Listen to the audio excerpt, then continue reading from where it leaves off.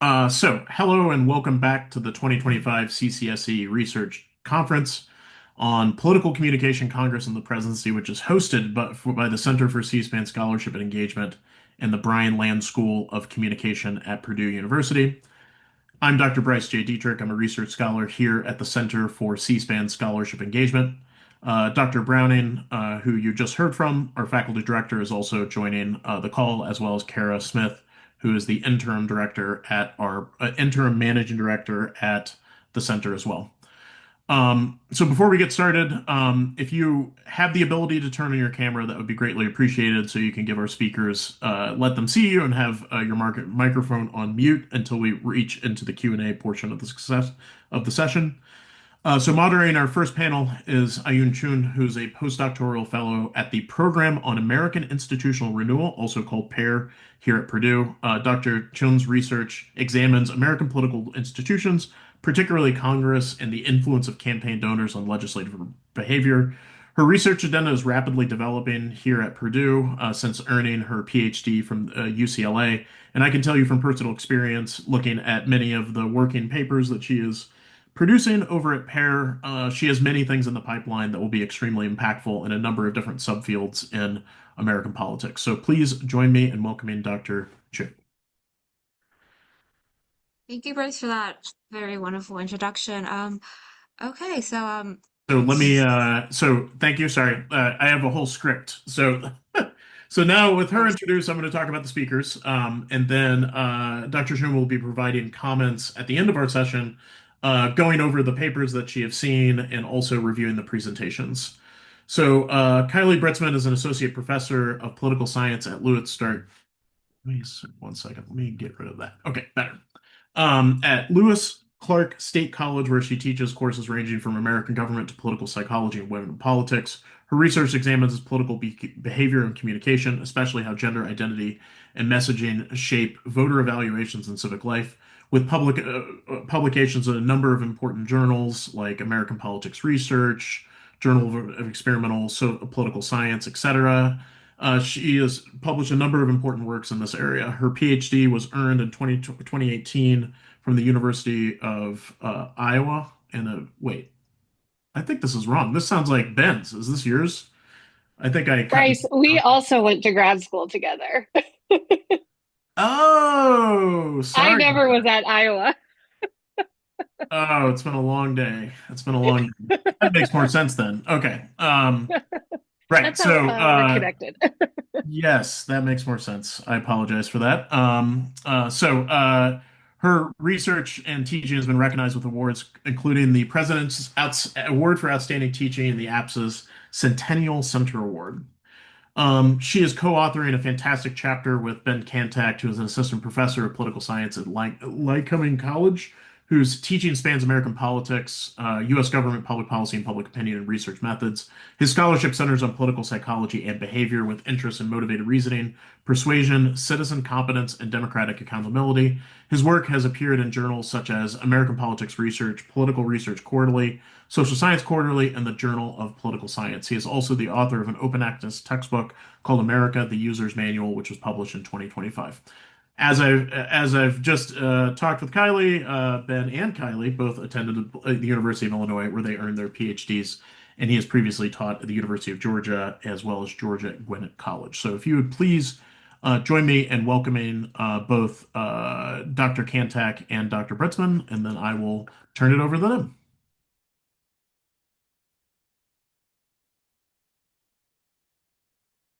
Thanks, Bryce.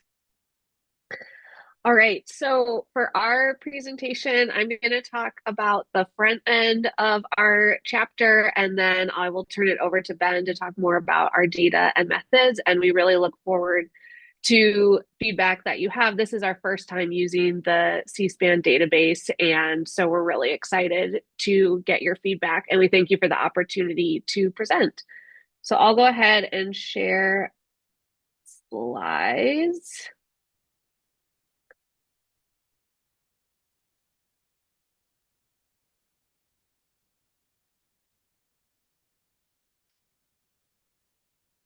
All right.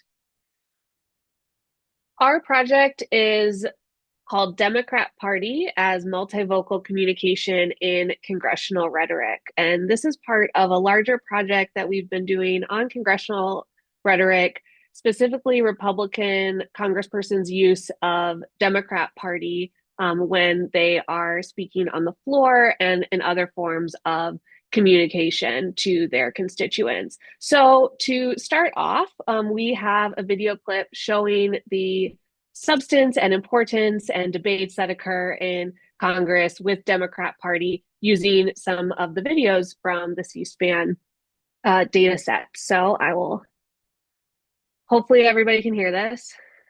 However, if you look, do a nose count at this point, the fact is that the president has been very unpersuasive with the members of his own party.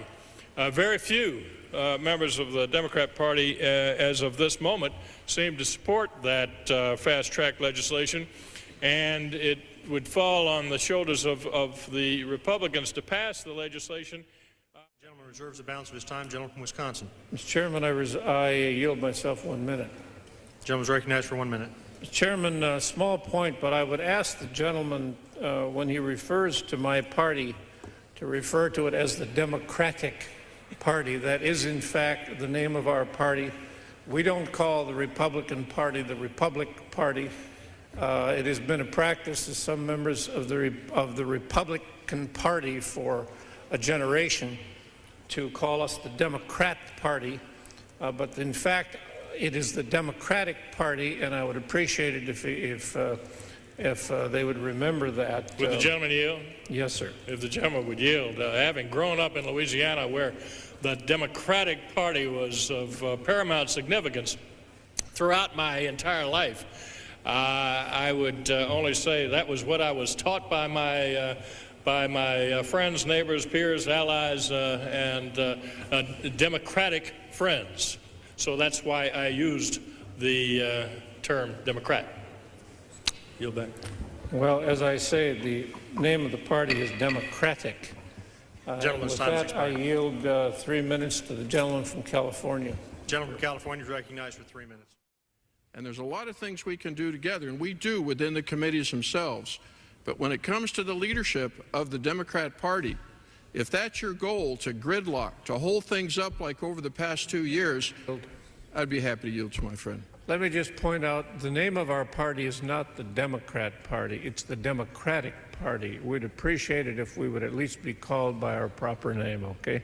I yield to the gentleman and my friend from Wisconsin, the Democratic Party. I meant nothing by that, and the gentleman knows that.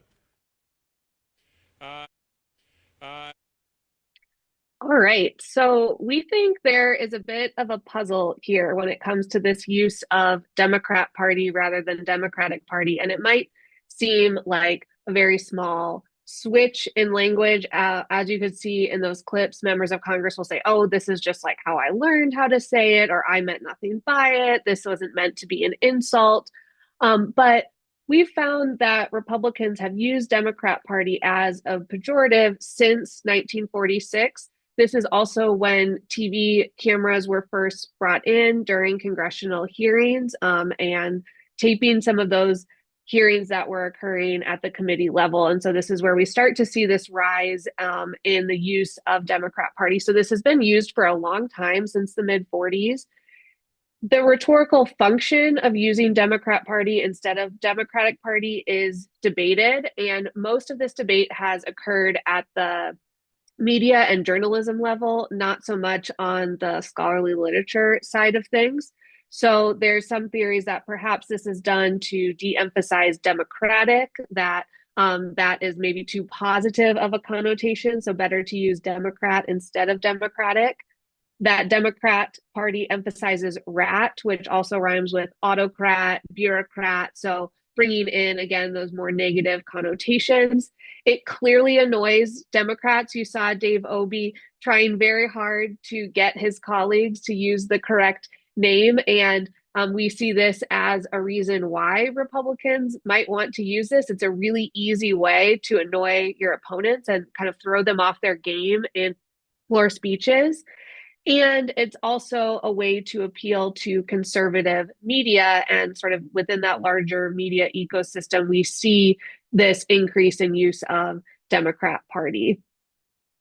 Looking at the Ngram data from Google, which shows in books the frequency of Democrat Party from 1800 to 2022, we start to see that rise around 1940 with large spike in 1960 or the late 50s, and then we see this ebb and flow with a general increase in the term over time. So again, this, as we see a lot of language kind of come in and out of vogue, this is one that has real staying power, and we think that it's a unique way to use communication tactics in Congress. As we noted, the vast majority of debate on this topic has really happened within the media system. So we see every few years articles come out talking about like why Democrat versus Democratic, what's going on here. But we found that there was really not much scholarly research on this topic. Our theory is that Democrat Party serves as a type of multivocal communication. We know that politicians often embed subtle messages in their rhetoric using multivocal communication. We see this with topics like race or religion. Colloquially, we might think of this as dog whistles. And we think this works particularly well because it is so subtle to the point where they can easily say, I just made a mistake. I didn't even mean to say it that way. Using a pejorative for the opposing party can also be a form of ideological position taking. So we think that this is tied to conservatism as well, and that those who are more conservative will be more likely to use the pejorative term for the opposing party. And we also think this is particularly effective because subtle ideological signals like Democrat Party instead of Democratic Party are less likely than an overt signal to upset moderates. In fact, many people in the public might not even notice this happening at all or even know what the correct form is because this has become such a part of congressional language. So how this connects to C-SPAN, we know that putting Congress on camera turns the chamber into a venue for constituent communication, where now floor speeches are recorded and constituents can see their members of Congress on the floor. Since the advent of C-SPAN, we know that floor debates have lengthened, often due more to showboating, not necessarily to more substantive debate. And like Robert brought up in the opening remarks, we're pulling a lot of our research from previous proceedings. So we really thank those who have come before to help us think about our connections with C-SPAN as well. Democrat Party usage in Congress could be a consequence of C-SPAN's impact on congressional deliberation, that this works as a type of multivocal communication because you know you're being recorded and then can share this information, and it can be used as a form of constituent communication. We look over the time period 2003 up through 2024 at the mentions of Democrat Party just with search hits in the C-SPAN database. And you can tell that, again, it goes up and down. And we really start to see this increase in 2018, 2019. We can tie this to President Trump as well, who is a very prominent user of Democrat Party. So that has obviously had some influence on members of Congress as well. But again, you can see this kind of up and down trend of using Democrat Party over time. Our expectations for the research that we're conducting for this chapter is that Republicans who say Democrat Party will be more conservative than Republicans who say Democratic Party, that they're using it as an in-group signal through this multivocal communication to show that they are more conservative. And so taking that ideological position. We also think that and expect to find that Republican rhetoric containing Democrat Party will have greater negative valence, looking at this through a sentiment analysis, than Republican rhetoric containing Democratic Party, that it will have more negative emotional content in that case. So with that, I want to turn it over to Ben to talk more about our data methods and initial results on this project.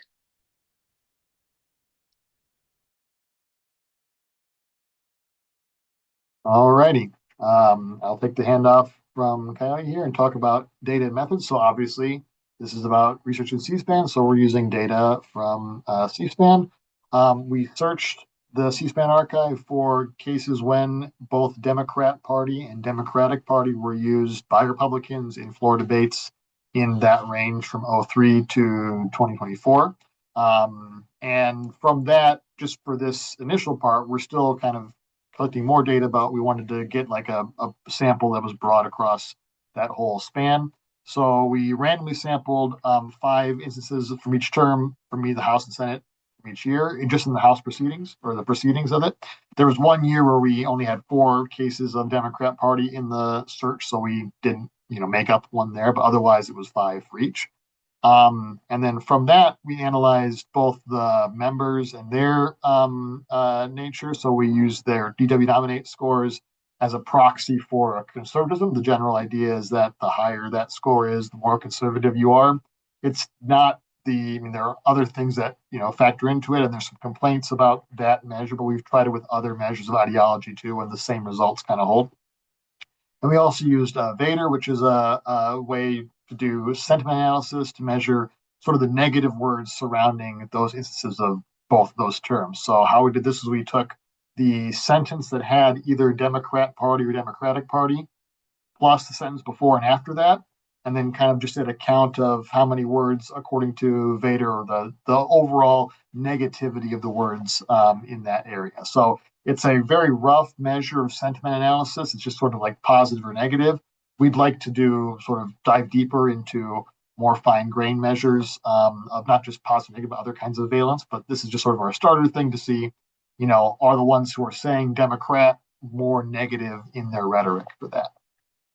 So first, just as a visual to tell you who are these people who are saying Democrat Party, here are the top used if you just search in C-SPAN throughout the House and Senate proceedings, the people who will come up the most as like suggested names to search for uses of Democrat Party. And there are some names here that you might recognize and others that are less famous, but a lot of the ones that you're noticing are some who probably fall into the category of, reputation being more conservative, also maybe a little bit likelier to annoy or needle the other party.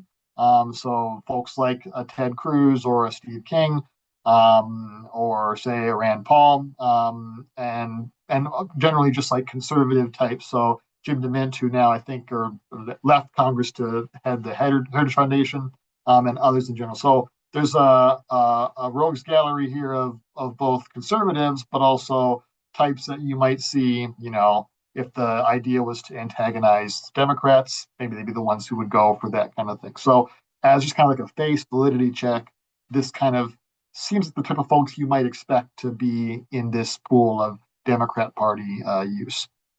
So our main findings, again, we're looking for ideology and also the negativity surrounding it. What we did find is that the Republicans that were in our Democrat Party sample were significantly higher in their DW scores in both dimensions, so dimension 1 and 2, than the ones who were in the Democratic Party sample. So in general, that was among the more conservative ones who were saying Democrat Party. And that kind of fits our belief that this is the kind of thing conservatives would say. So it's a way to sort of signal subtly that you're a conservative by cutting off that little IC at the end.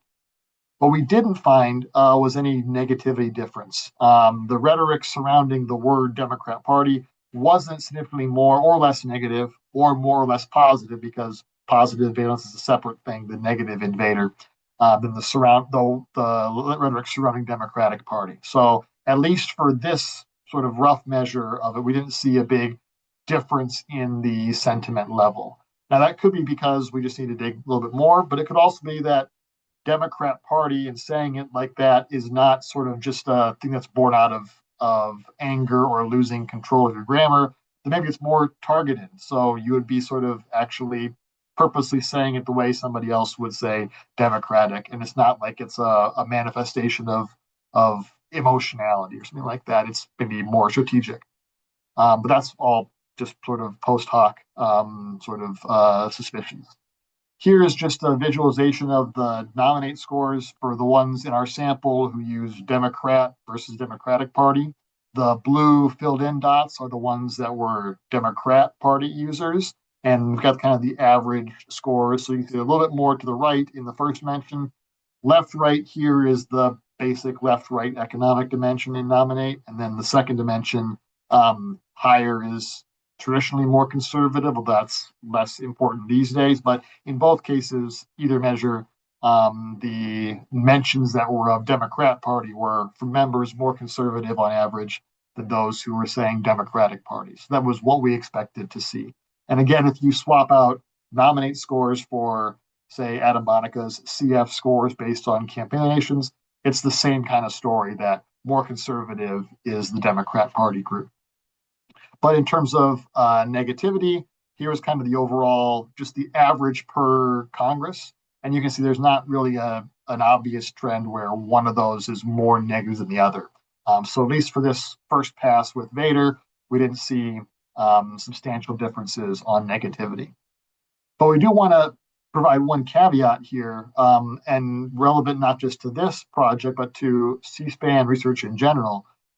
Because one thing that we noticed, and we realized as we were going through and checking some of the transcripts, is that there might have been an issue with our decision to base this on the closed captions that record sort of what's being said, and that becomes the uncorrected closed captioning that's in the data for the transcripts for C-SPAN, because there were several cases where they mistranscribed Democrat Party as Democratic Party or vice versa. And sometimes some of those are close, but some of them you can clearly hear the member say one and the other one gets recorded. That could be just, hey, they're typing fast and they miss. It could also be an intentional correction because there's maybe a transcription of, let's clean up a little bit of the ums and ahs and the mistakes. But either way, it could lead to some mislabeling of this rhetoric. We tried to catch the ones that we could, but this also kind of underscores the subtlety of Democrat Party as an in-group signal, because not just your average hoi polloi are missing it, even some of the C-SPAN experts aren't noticing it, or if they are, they're sort of correcting it and concealing it. That gives you even more of an ability to kind of subtly put that dig in there. And then if the other party reacts to it, you might be getting off scot-free because it's not even in the record. They'd have to listen to the C-SPAN video to see what you actually said. So our conclusions from this, and we're still collecting more data to refine this and get a bigger sample, but as of now, Democrat Party as a term is more indicative of what conservative Republicans are saying when they're in congressional proceedings. It doesn't seem to be surrounded by more negative rhetoric than when it's Democratic Party. So in general, when you're talking about the other party, it's about as negative, regardless of which term you might use. But we think one of the sort of takeaways just in general for C-SPAN research here is that you might want to double check the video records for certain elements of congressional rhetoric that would slip through the cracks if they're being corrected or just mistranscribed. And that could be for things like Democrat Party, but it could also be if your research is based on things like grammatical errors, possibly, or things like sentence length, which might get cut in different ways. It could be useful to go back and sort of, listen, and that takes, more time and effort, but to kind of catch those things that you might not be caught just by the transcripts themselves. So that's our project as it stands so far, and we look forward to your feedback today and later on. And thank you for your attention. Thank you so much for the fantastic presentation. And so what's going to happen now is I'm going to show some slides that I put together for our project for this particular concept session. Then I'll hand it over to Dr. Chun. She'll share some comments that she has about both papers, and then we will move on to the Q&A. So let me go ahead and share my screen. There's that.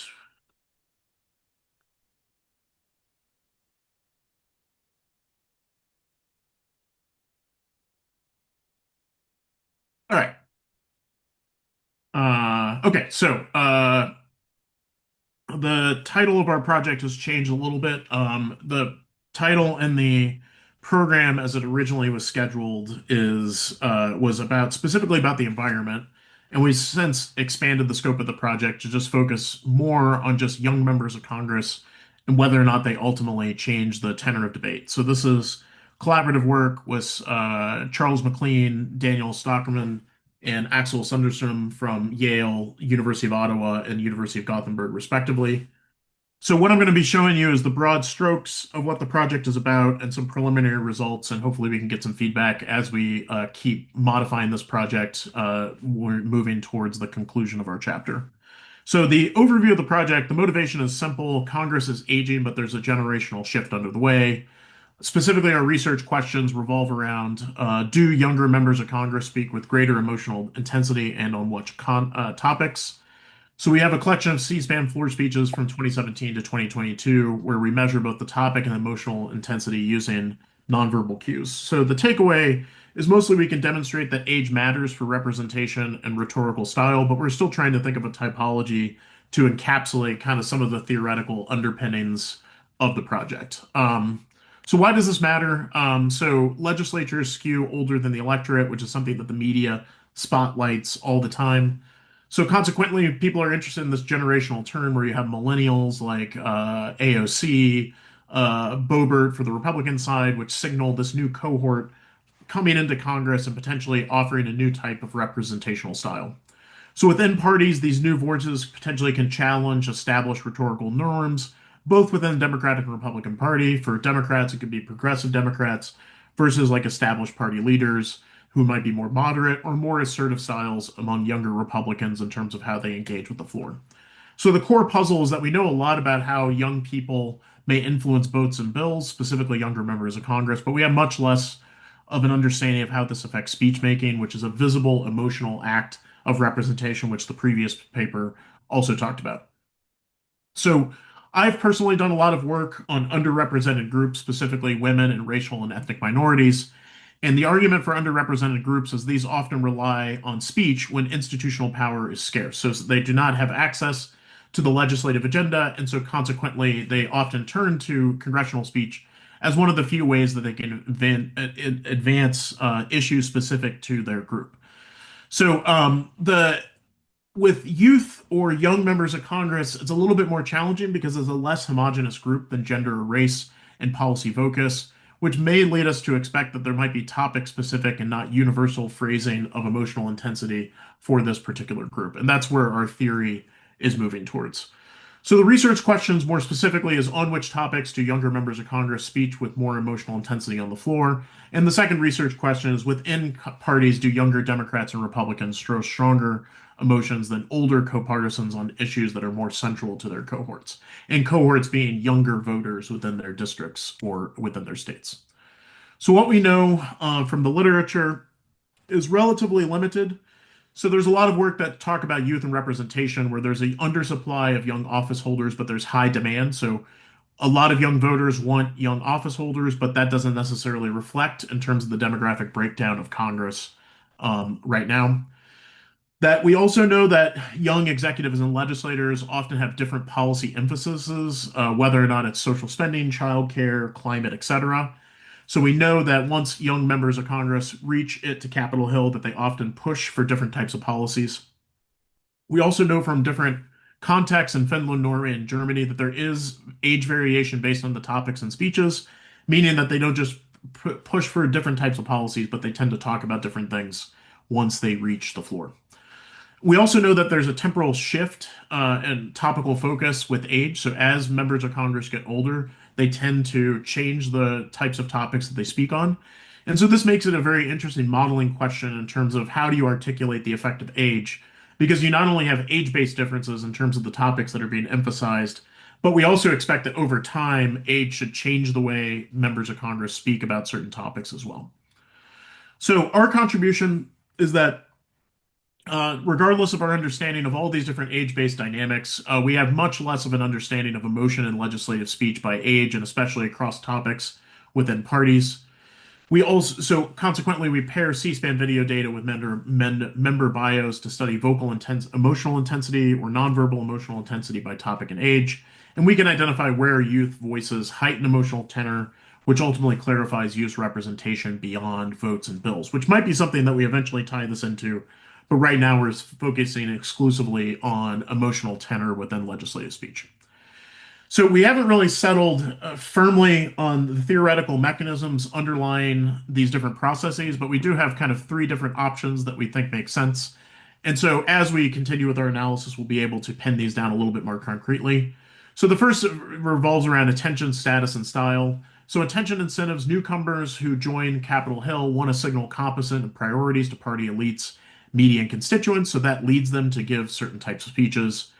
There's also status structure, so seniority norms can steer newer members of Congress towards more expressive speech in order to compensate a lack of institutional power. So consequently, they might be more expressive purely because they don't have access to these other mechanisms.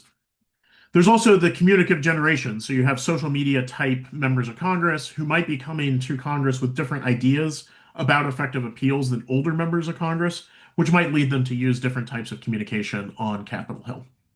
And then there's, of course, a selection effect where those entering earlier may be predisposed to be more effective and activist purely based on the types of things that they want to do once they enter into Capitol Hill. The second theoretical underpinning is focusing on topic specific intensity. So younger members of Congress are more emotionally invested in should theoretically be more emotionally invested in future facing issues like childcare, student debt, youth jobs, climate, and education. Which means that we would expect this to have higher intensity speeches on these youth salient topics, not necessarily across the board, but when it makes sense based on the distribution of young people within a members of Congress district. And then there's also party control differences, which is the third aspect of the theory that we're trying to juggle, where you have partisanship structures, issues emphasis where you have youth versus age gaps that likely exist within parties, which is also really important. Younger Democrats versus older Democrats, you might have younger Democrats focus more on the intensity of climate and education and student debt, as well as social equity, whereas younger Republicans versus older Republicans may focus on the intensity on border security, cultural education, oversight, fiscal restraint, etc. And so what we have is a prediction space that is asymmetric across parties and topics, which is why it makes it a little bit more challenging from a theoretical standpoint to really solidify how these things operate. And so our current thinking regarding the theoretical component is kind of a typology about younger versus older Democrat and Republican issues, which we're not yet ready to present, but that's how we're thinking of collapsing some of the issue-based results that I'll show here shortly. So the baseline intensity hypothesis is that younger members of Congress should exhibit more higher emotional intensity on average. The second hypothesis is topic specificity, where age gaps in intensity are larger on youth salient topics, which again are these future-oriented policy bundles. And then we expect a party interaction where age intensity gaps will vary by party and topic, strongest within party contracts on cohort salience issues, again, issues that are salient to younger voters in the United States. So I already talked about the data and the linkage mechanism. The one thing that's important is that for this project, we hand-labeled 500 C-SPAN speeches using the Policy Agendas project in order to establish a topical ground truth, which is necessary for what we do later.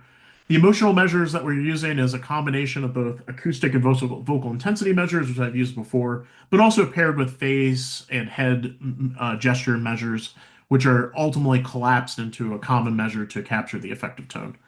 So the research design is pretty simple. We're going to compare older versus younger members of Congress within parties and by topic.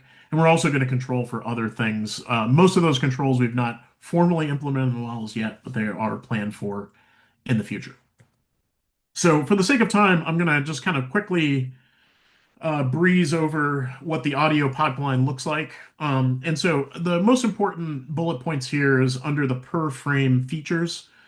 So typically in audio analysis, you would settle on a single vocal mechanism like the fundamental frequency, which I've used before. But in this project, we're using 6 different vocal frame features, and we're essentially standardizing those vocal frame features to create a mean aggregate feature for a half-second window. And so in this way, we're saying that audio matters, but we're not saying explicitly which audio features matter for this type of intensity measure, because ultimately we're trying to combine this audio pipeline with an image or video-based pipeline to create a common measure for salience or for emotional intensity. And so the face and head pipeline doesn't necessarily revolve around specific uh, facial or head-based features. Instead, what is happening is that for each video frame, we're isolating an individual face using what is called a Haar cascade. Once we have that individual face, we know what section of the image that face is a part of. And then what we look at is from frame one to frame two, within that space that is the quote unquote face, we measure what is called the optical flow, or essentially how much variation within the video is happening within that facial area from frame one to frame two. So this is not going to say, is somebody smiling? Are they nodding their head? Anything like that. Essentially, what we're trying to capture is the extent to which there's facial movements between frame one to frame two. So obviously, all speech has facial movements, but in the literature, more active facial movements is indicative of emotional intensity, which makes it a reasonable measure for this. And again, we create these aggregate features for half-second windows in this context. So ultimately, we create z-scores. So we create the standardized versions of each of these different audio features, and we combine them together. The only thing that's different is that for the audio components, we provide a simple weight mechanism where some of the audio features are weighted more heavily than other based on previous literature, articulating which one of those is more or less useful. And then ultimately, we create this binary intensity measure, which is shown on the third bullet point, if you're greater than the 75th percentile of these z-scores, once we combine the audio and the image feature, then that section of your speech is called intense. So for all of these speeches, we're dividing everything into half-second windows. And so the ultimate dependent variable that we're interested in is what we call the shared intense combined feature, which is the fraction of the fractions of the windows in which a video was labeled as intense using the facial and audio features that I speak to before. So a 0.25, in this instance, the mean is 0.25, would imply that 25% of the speech would be labeled as intense using the facial features and the audio features that I articulated before. So not going to try to quickly move through this, not going to go into a ton of detail, but in this instance, the way that we labeled the topic of the speech was using the policy agenda project, and we use an ensemble approach in which we simply use the simple multinomial logistic regression, which is trained on hand-coded congressional speeches. Depending on the threshold that was achieved, which is shown under the ensemble logic, we would either accept that labeling. If it didn't achieve that threshold, we would then escalate it to a large language model that then would serve as a referee. That large language model had access to the 500 speeches that we previously coded and those which would allow us to validate the output. And then ultimately what that gave us is an accuracy in comparison to the hand-coded speeches of 85% across the policy agenda project's labeling. So here's the prompt that we would use for the LLM component of it. Happy to talk about this more. And ultimately, what I'm going to be showing you is quick results from a linear model in which the dependent variables, the shared intense combined. And the important thing is that both age and the square root, or the square of age, is being included as a predictor, which is being interacted with the topic label. So here's what the topic profile looks like for Democratic members of Congress. This is not so easily inferred from. The most important thing is that there are some temporal differences across time, but also some of the relationships are curvilinear. Like, for example, the health topic, when you move from left to right on the health topic for Democratic members of Congress, as age progresses, there's a more emphasis on health, but then it begins to decline as age progresses. For Republican members of Congress, you also see some sort of topical variance, which also suggests this kind of curvilinear relationship. But again, it's difficult to infer from this exactly what the major topical patterns are looking like. So the way that we gain a little bit better traction on which topics are or are not being discussed is by utilizing marginal effects of the age variable from this equation, which is essentially the partial derivative of our model using age, which gives us these three different components. So the first two terms, which is beta 2 and beta 3, just capture the baseline age effect. The second term, the interaction term, which is beta 4 and beta 5, modify this effect by specific objects, which means that a positive marginal effect implies that older legislators emphasize the topic with more emotional intensity than younger legislators. So this marginal effect plot is a lot easier to interpret than looking at the raw kind of topic relationships with age and party ID. And so I'm going to look at that now. So the way this plot is organized is that the dots are the marginal effect point estimates. The bars on this plot are 95% confidence intervals. Anything that's blue is a 95% confidence interval that does not overlap the 0 point, which would imply that it's significant in terms of the marginal effect of age on intensity. Anything to the left of the line implies that younger members of Congress are more likely to emphasize that issue with more emotional intensity. Anything to the right of the line that is blue suggests that older members of Congress are more significantly likely to emphasize that issue with more emotional intensity. So, looking at the top, the first significant relationship is domestic commerce, where younger people are less likely to emphasize domestic commerce, which involves specifically economic regulations, not necessarily like financial forecasts, which would be captured under macroeconomic trends. And they're also less significantly likely to look at government operations as well, which is again kind of the nitty-gritty details about the government. To the right of the line on the bottom is defense. So older members of the Democratic Party significantly more likely to emphasize defense than younger members of the Democratic Party. And certainly there's topical differences, but it's right now we're just trying to get a sense of what the data looks like. And so these plots may change. So for Republican members of Congress, the only significant effect is civil rights, where younger members of the Republican Party are much significantly more likely to emphasize civil rights with emotional intensity than older members of the Republican Party. All other ones overlap 0. Also notice that the standard errors are really compacted around Republican members of Congress, where in the Democratic slide, the standard errors are much more broad. What this implies is that the Republican Party, for both younger members and older members, are much more solidified around common topics in the data set in terms of the emotional intensity, whereas you see a lot more variance in terms of Democratic members of Congress with respect to topics and emotional intensity. So, next steps in future directions, we were going to refine our measurements of age and experiments and test different categorical thresholds and newcomer status labels among legislators to make it a little easier for us to interpret the results. We also do incorporate contextual factors such as district level measures of youth opinion turnout and campaign donations to model variations in speeches. And we also want to examine how emotional intensity in speeches evolves over time, whether it changes, stabilizes, or amplifies, especially within parties. So if a young Democrat comes into the Democratic Party at T equals 0, by T equals 10, does that member of Congress change or stabilize their emotional rhetoric to center around more partisan issues, or does it amplify it? And the same thing is true for younger Republicans.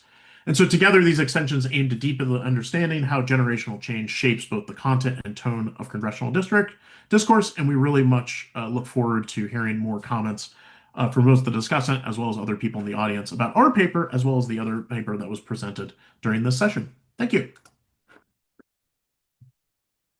Okay, so let me now transition back to this rule. So let me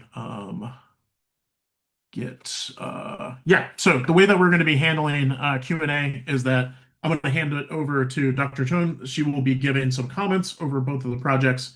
After which, if you want to have a question or comment, please just use your little raise hand icon, and then I will call people in the order that I notice them. So take it away, Dr. Chun.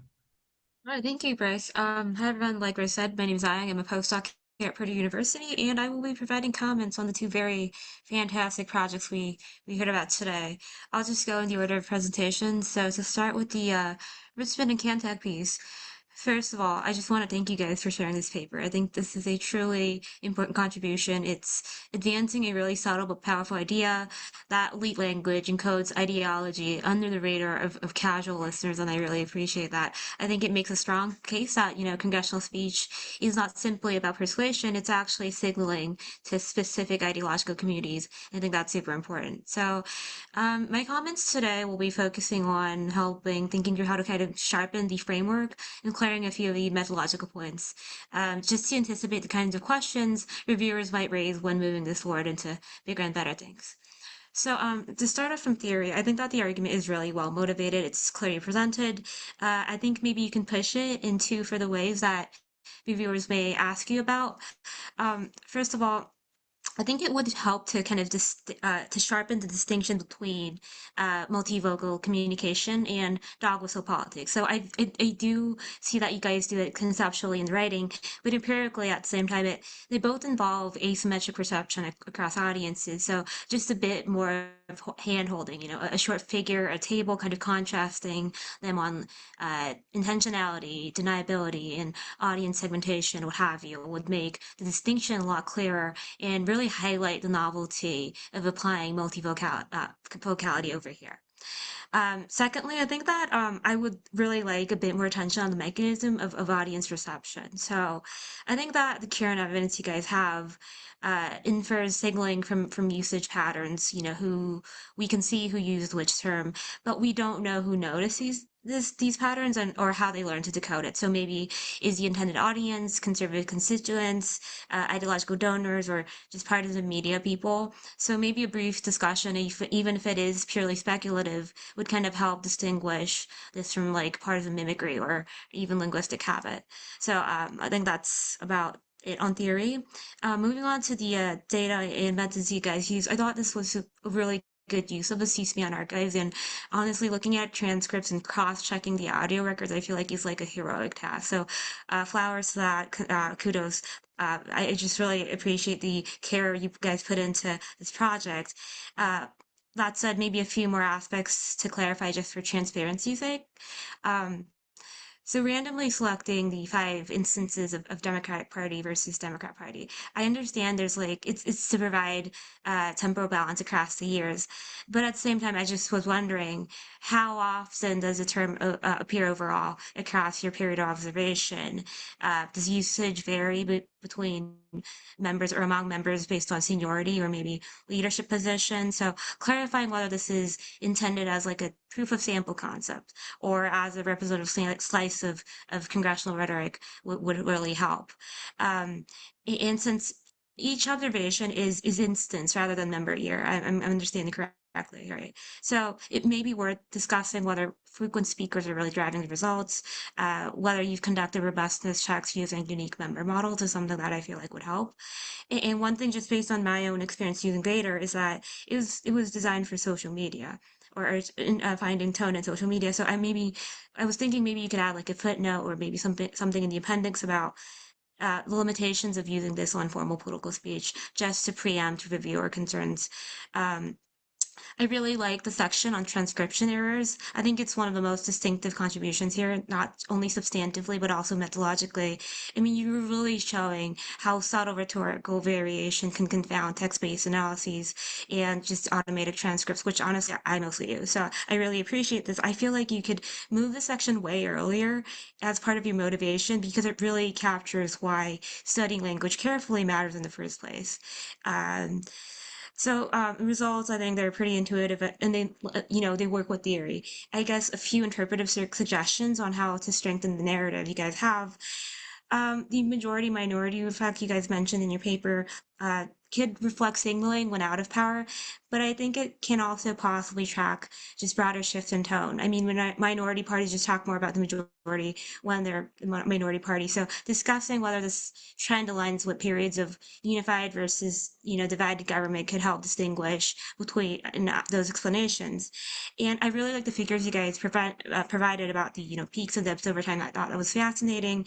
Maybe a bit more of narrative context, like do the spikes align with moments like Tea Party mobilization, maybe the Obama terms or first or second presidency Trump? I feel like that would just make the pattern come alive for readers, just because I feel like you guys are doing something really important.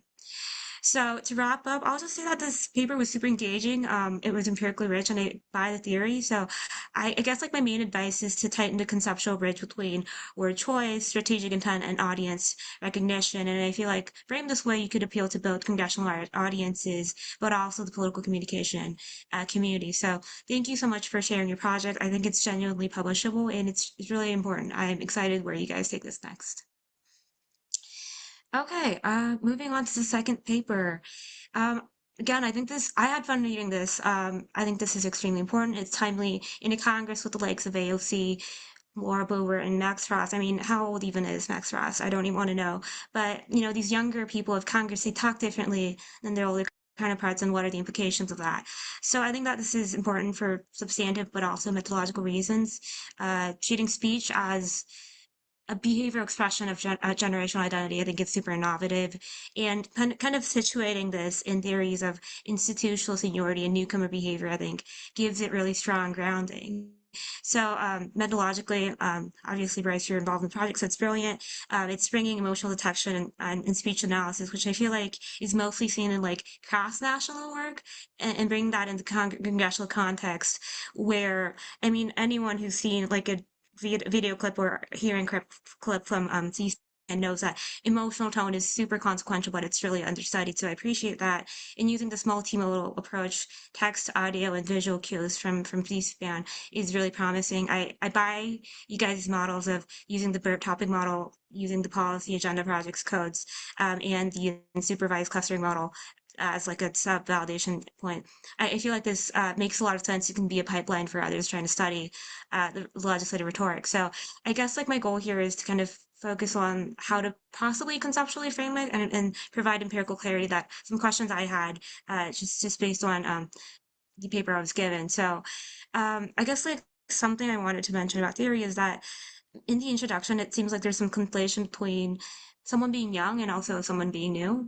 And, you know, I know there's a lot of overlap between that, but since we have a seniority system in Congress, maybe having like cohort effects models or life cycle models to distinguish between the two mechanisms would help us really buy the theory that you guys are presenting. And you did mention that you guys are working on like what might be driving the patterns we find in Congress. So I'll say that, you know, in terms of that, I'll trust you guys' judgment. But one thing I think is might be good to think about from the get-go is deciding whether you think this is emotional expression and representation, because, you know, is it like a compensatory representation from a group with less institutional power, or is it symbolic representation to signal to younger constituencies? And kind of having that from the get-go would help you tease out which causal story makes more sense, based on the all the mechanisms on the table right now. Moving on to like methods, yeah, like I said, I think everything makes sense. Just a few more points on being transparent in the validation process. So I think that the multimodal emotional measure is super promising, but like how were the clusters interpreted? How did you validate them against human coded emotional intensity, sentiment, or vocal energy? And I feel like a reviewer would 100% ask for like phase validity checks or like intercoder benchmarks, which could just go in the appendix. But yeah, it's really fascinating. In terms of the BERT topic model augmentation, I think that using ChatGPT and display was really clever. Uh, but I just need some bit more reassurance so I can sleep better at night that it didn't bias the topic distribution. So maybe having something that compares model performance with and without synthetic data would be something that would be easy to do, and I feel like would just give us peace and ease of mind because we are all kind of cautious about ChatGPT and hallucinations. One thing I may have missed in the writing, but I'm not sure what the unit of analysis was. Was it speech level, speaker day, or sentence level? And because, you know, emotion varies within speakers, aggregations these decisions are super important. So maybe mention that multiple times throughout the project would just help me understand what's going on. And I know this is work in progress, but even at a descriptive stage, I think maybe accounting for differences across different legislative sections and across like leadership roles would help estimate your relationship. So I was just wondering if some of the observed age effects are just tenure or committee positions. So maybe just considering that would just help me understand the larger picture. So overall, I think this was super exciting. It's an original project, and it combines, you know, a very important, let's say, question with methodological innovation. So I feel like just with, you know, a clear theory, just stronger validation, and it's a really interesting project I could see going a lot of directions, and it would be a flagship contribution to the study of generational representation and legislative rhetoric. So I'm really glad that you shared this work in progress. It's definitely a project I will keep my eyes peeled out for. Thank you. Thank you so much for the fantastic comments.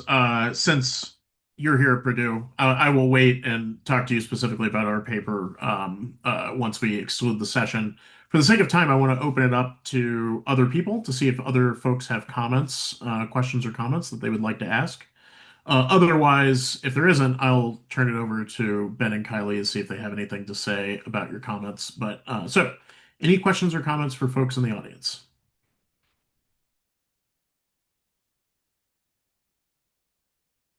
Going once, going twice. So, Ben and Kylie, do you have any quick things that you would like to say in response to the discussion comments?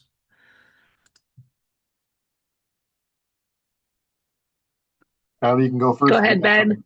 something. We'll just hot potato and get back and forth. I'll just say thank you for a lot of deep suggestions and really sort of digging in. I feel like at this point you know more about some of the concepts we're studying than we do, so that's good. I was like writing down all the words you were saying. I'm like, we've got to look that up, figure that out. So that was super helpful. Um, uh, and I'll just say like I like what I was going to say here. I think I'll just one point I'll say for the representativeness of the random selection thing. That's a good point. That obviously, if we're taking, if there are some years where there's much more, then it's not really representative of the whole thing. Our goal, I think, is to at least get through all the Democrat Party mentions that we can find, and then have it be sort of reflective of the overall distribution. But we want to make sure, like you pointed out, not to imply that five from each, when some years there's much more of this kind of thing is clouding the results. So that's that. I'll just stick with that one and then turn it over to my co-author. I think it was really helpful for us to think about transcription being maybe more central to this story. So I really appreciate your feedback on that and how we're going to be framing this chapter based on what we already have so far.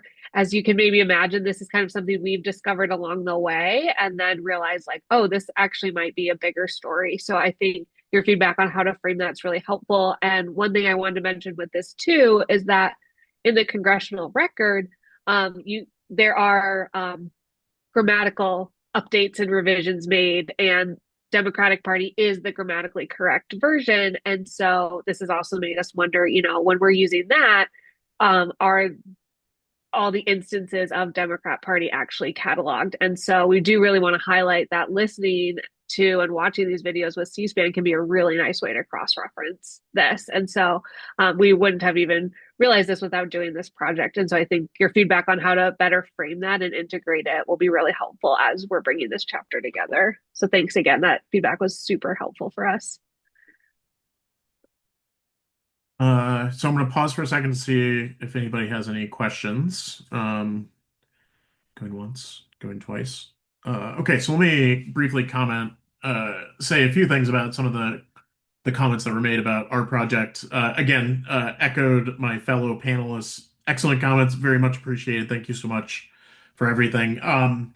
Yeah, I mean, from a theoretical standpoint, younger members of Congress is a really hard to wrap your head around because they are this known group that everybody kind of associates as a monolithic block. But unlike race, ethnicity, and gender, it's much more difficult from a theoretical standpoint to say what young issues are, especially because those vary both by party but also by region of the United States. So, kind of the next thing that we want to try to do is get a better estimate at the kind of the district level or at lower levels to try to get a sense of what is a young issue in Indiana versus a young issue in California, for example, by party. And then once we have that, we'll have better expectations of what we would expect from those representatives in terms of them entering into office. So I think that that's very well suited. The other thing that was very well taken is the LLM topic modeling question is still a really challenging question because LLMs are have a lot of face validity in the sense that they tend to give good answers to questions like, is this a speech about macroeconomics or is it not a speech about macroeconomics? But there's a lot of biases embedded in these models. So I think that the two tweaks that will happen to the topic framework is that one, the overall approach that we're using, which was not articulated at all in the version that I circulated to you, but was hopefully a little bit clearer within the presentation, is that I really do like this idea of using a supervised learning model to classify topics. And then if the supervised learning model does not reach a particular threshold, you bump it up to an LLM. I think makes a lot of sense because then you're relying less on these APIs to do the topic assignment, but you're only using it an instance where kind of traditional machine learning approaches are not as fruitful. The second thing, so I like that, but the one of the things that we need to tweak is that like even though the proprietary APIs are generally better than the open source APIs with respect to LLM topic modeling, I definitely have been converted as of recently within the last month or so that the ability to replicate open source topic models probably, or open source LLM models probably outweighs the added gains from proprietary models. So I think the other tweak that we will do to the topic assessment is to look at more open source LLMs instead of using proprietary LLMs for this like second stage task, which I think is definitely doesn't necessarily deal with the bias, but at least at that point you can have a replicable entirely replicable approach that could then allow for other people to investigate bias that might exist within your labeling. The validation on emotional intensity is very well taken, and certainly this difference between legislative sessions, once we get kind of the basic structure of like what are young issues and how are those articulated on the Capitol Hill, I think the second question, which may be in this project or maybe in another project, is this idea that I alluded to at the end, is this concept of across legislative sessions or across somebody's career, like how does the like intensity change on these issues? Like if, the prime example of this that is getting a lot of press coverage right now is how Marjorie Taylor Greene has changed the way that she has talked. I mean, she doesn't give as fiery of rhetoric as she did, 10 years when she first entered Congress. And so the question is like, is that kind of moderating effect typical of younger members of Congress, or is it atypical in terms of how their topical intensity changes over time? And what does that mean for things like gaining different types of institutional positions? If you have a young member of Congress who begins to start playing by their party's rules in terms of the issues that they emphasize, do they get rewarded with like committee seats and things of that sort? And so forth and so on. So I think there's a whole other question about this kind of career level dynamic of younger members of Congress that I think would be really interesting once we get these other things penned down. So thank you so much for the comments again, and we'll certainly talk more over the next couple of months as we revise the chapter moving forward.